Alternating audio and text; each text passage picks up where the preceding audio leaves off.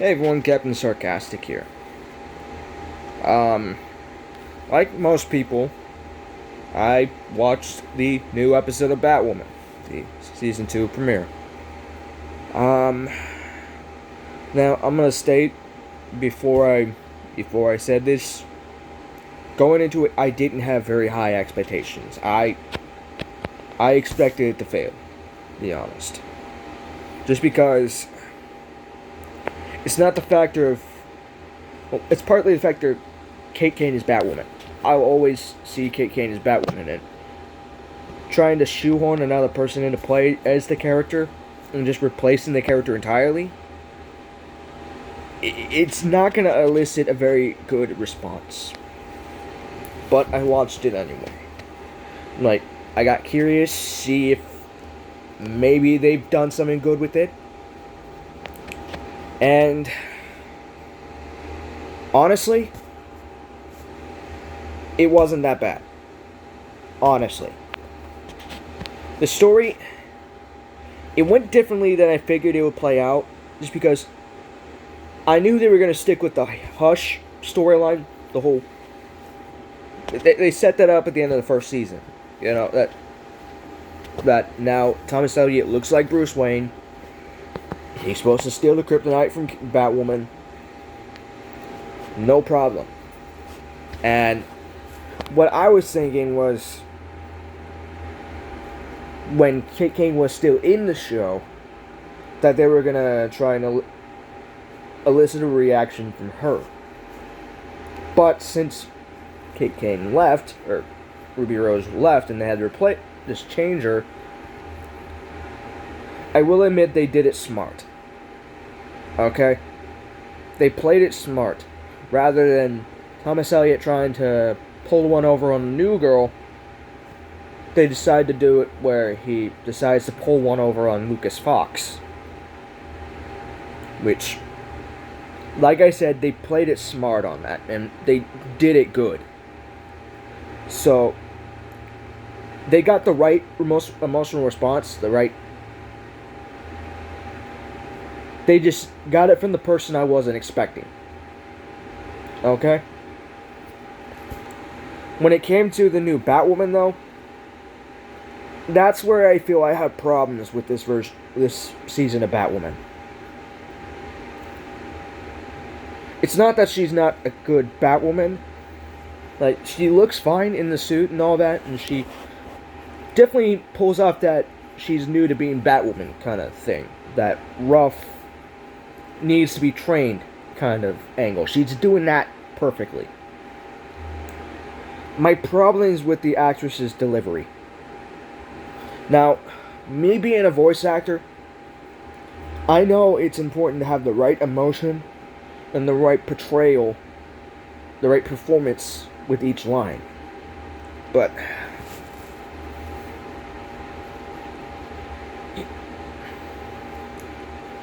honestly,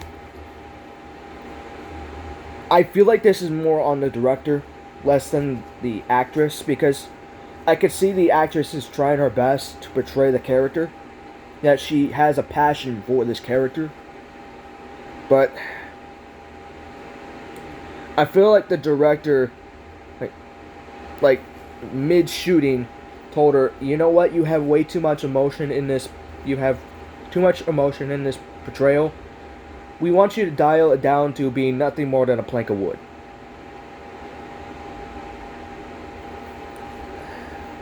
Because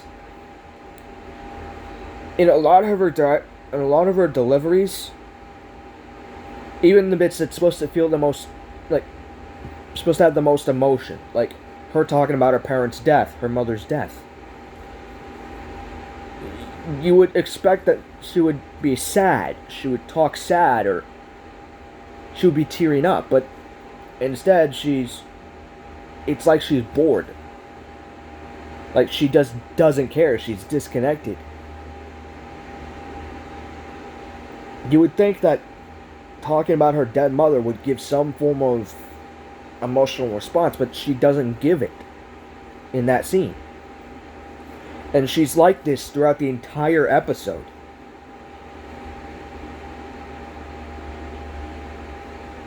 Like, me, talking about people that I love that have died, I tear up. I legit tear up. But she doesn't seem... It's like the director told her, go for the most emotionless portrayal as possible. Just look like a plank of wood in a bat suit.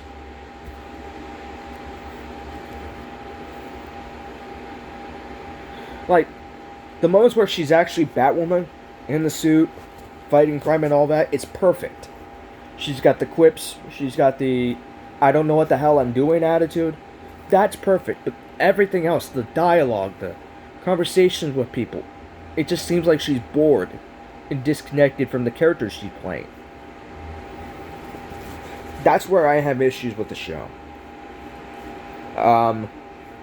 When it came to Hush, I think he did spot on.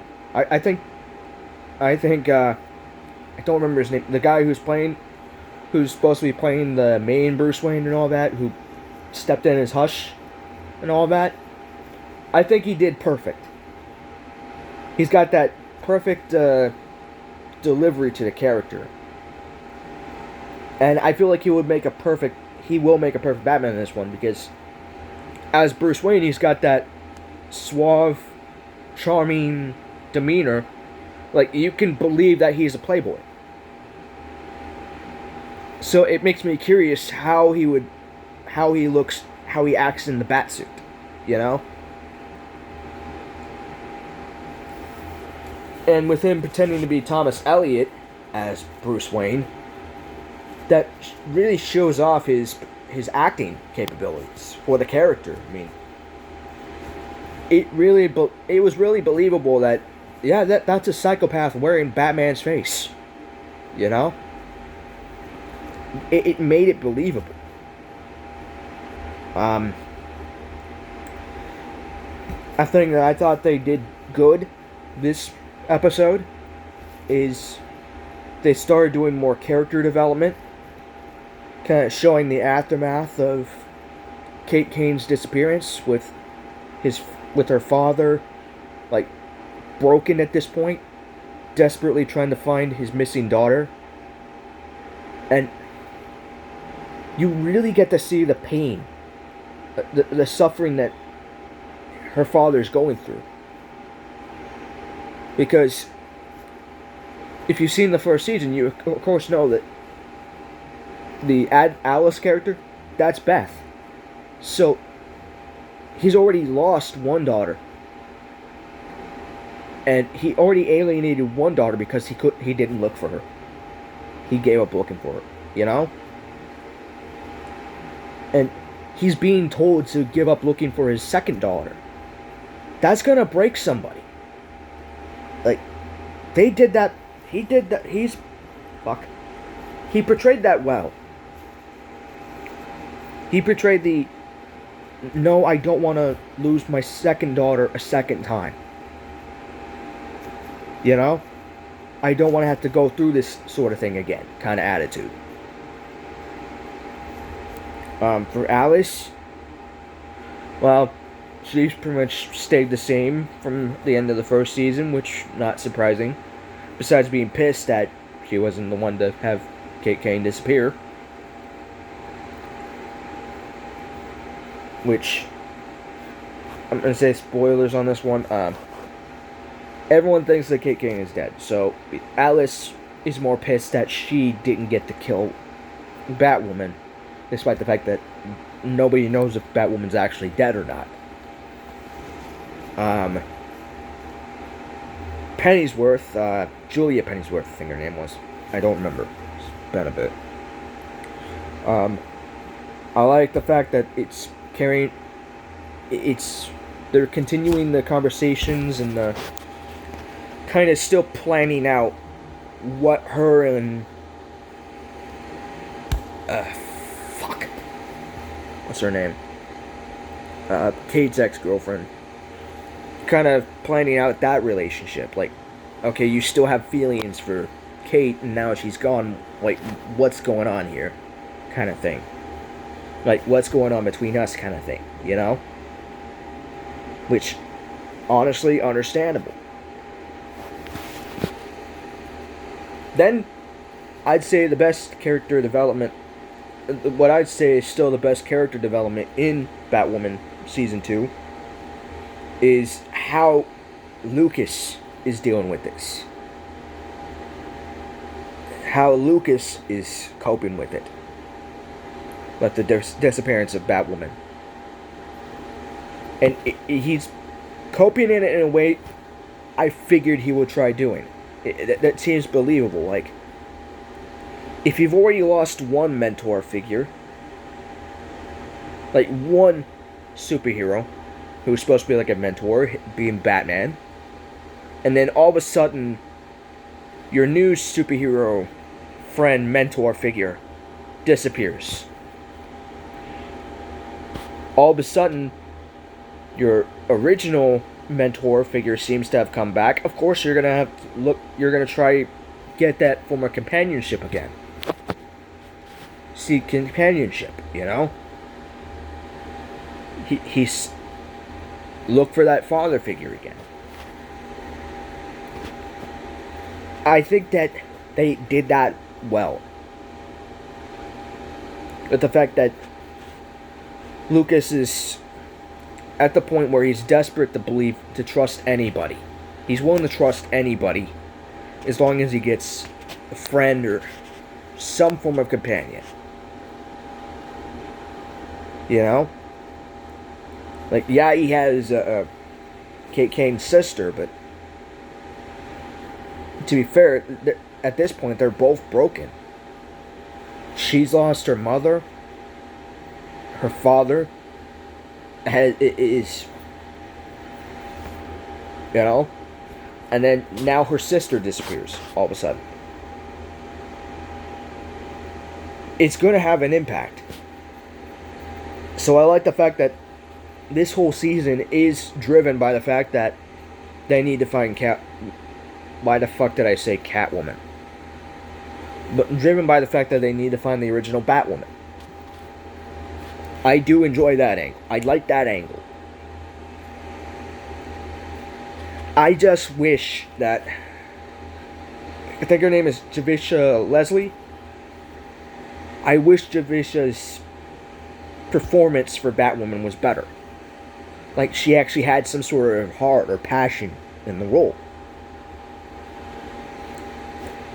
Because it's just seeing her portrayal, it just looks like she's bored. She doesn't care. She's disconnected from the role she's playing. And like I said, as a voice actor, that I can notice that. I can tell that in delivery. Because part of my job is to voice actor. You know, I had to deliver the best portrayal as possible for the situation of voice acting. And I know for a fact, if you don't deliver your lines properly, if it isn't delivered in a way that's believable or realistic, then it can totally kill a film or show or whatever you're in. It could kill the mood or kill the character entirely. Like, take Patrick Stewart in Elder Scrolls, right? Yes, people love Patrick Stewart. He is an amazing actor.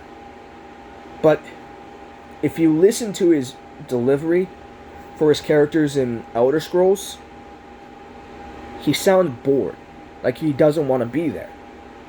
And you can tell that in his portrayal. And if it doesn't sound like the character wants to be there, like the actor is happy with the character he's portraying, then it's going to tell in the delivery of the lines. Which is why a lot of the cases, people aren't very happy with the voice acting in Elder Scrolls, like Morrowind and Oblivion, just because they seem bored. Or they seem like they just don't care about the project they're in. I mean, biggest example. There was a character in Elder Scrolls Oblivion who they openly left a mistake in the game where she says something, got it off, and is like, hang on, can I redo that? And then says the line a second time. Like, stuff like that kills a scene. And with Javicia Leslie's Batwoman, it's no different. Alright? Now, I'm not saying this to state that I hate the character. I don't.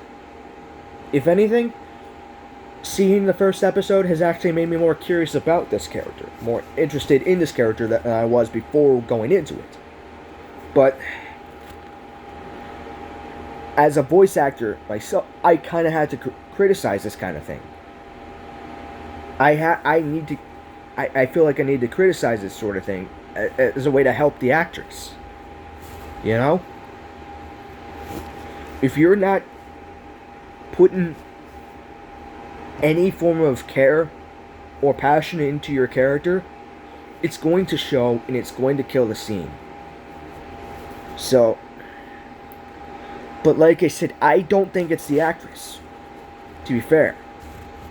Because if an actress isn't doing the job right, isn't doing the portrayal right, the director will state that, will kind of pull you out, call the scene, tell you what you're doing wrong, and then ask you to do it a different way. But it seems like the director doesn't care much at this point. Another thing I've noticed about this season is the camera, choreography, cinematography, yeah. The cinematography, the way the special effects are done, they honestly look worse than the first season. Okay? Like, rewatch the first season. Go on Netflix, whatever you can watch the first season on. Rewatch the first season. The first season was being done by the guys who did Arrow and shit like that. So they are professionals at taking care of that sort of thing. But I think that this one is being done by different people. So the stunts, the choreography, the cinematography, all that, it looks off. Like it was rushed without any form of passion put into it whatsoever. I feel like that's the one biggest complaint I could have with this season so far is the story is fine. It just feels like the people working on it,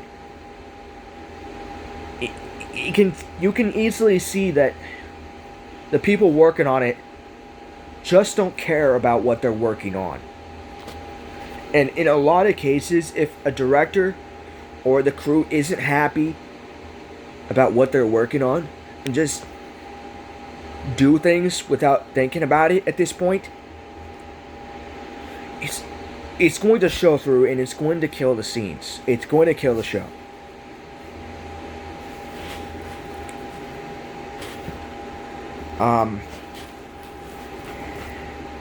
I don't think there's anything else I can really say about it. I plan on watching the next episode, which is coming out this Sunday. I'm